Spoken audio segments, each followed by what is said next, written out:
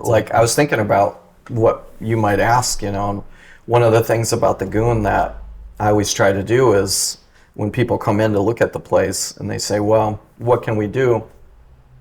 Prior to coming in, you know, like pre-production, I said, practice, practice, practice, and practice together, because you guys are going to play together.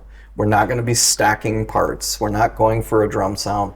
We're going for a band sound to get the room, you know, the sound of the room, the sound of the bleed. And if you guys play your parts right, that's when it sounds magical, you know, and the interaction that you get, you know.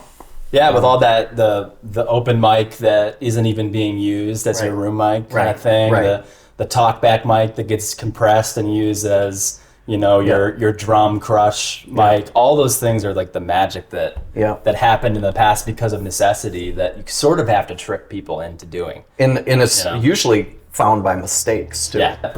When I built this studio, Local Legend, I thought about this place and kept that in mind because I wanted that one room feel with a little more, like I have maybe slightly more isolation because I have amp blocks and stuff like that.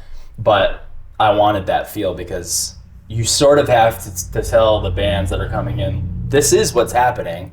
And if you don't practice, if you aren't prepared, it won't sound cohesive. Right. And we're not going to a grid. And like that, those type of things have to start at the very beginning so that the groundwork is laid. Like, we're going to create an organic thing here. And it's kind of up to you whether it sounds cohesive or not. No, I can help you. But, you know, it's like, it's a tough conversation sometimes to have with bands. But like, that's the magic. And all that kind of stuff never happens if you don't have, if it's all like gridded out, each individual instrument, all that chaos, all that wonder, all that, where did that come from? What does that sound? That goes away.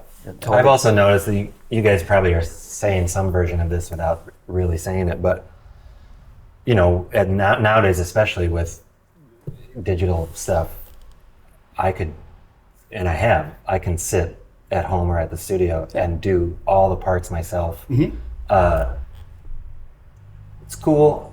I think you can tell there was only one heartbeat in that recording studio at a time, and it was all the same. And it can be magic. Person. It can be beautiful that way too, where a singular vision like leads to something because it is that crazy person in their head and they're doing all the parts and they have a certain vibe. They play drums a weird way. They play guitar with their fingers, or they play bass with their fingers, and it's a whole vibe with whatever's coming through them, and that can totally work. But you know, I always find that at least with band recordings, if you're not doing it live, it ends up being stale. Yeah. So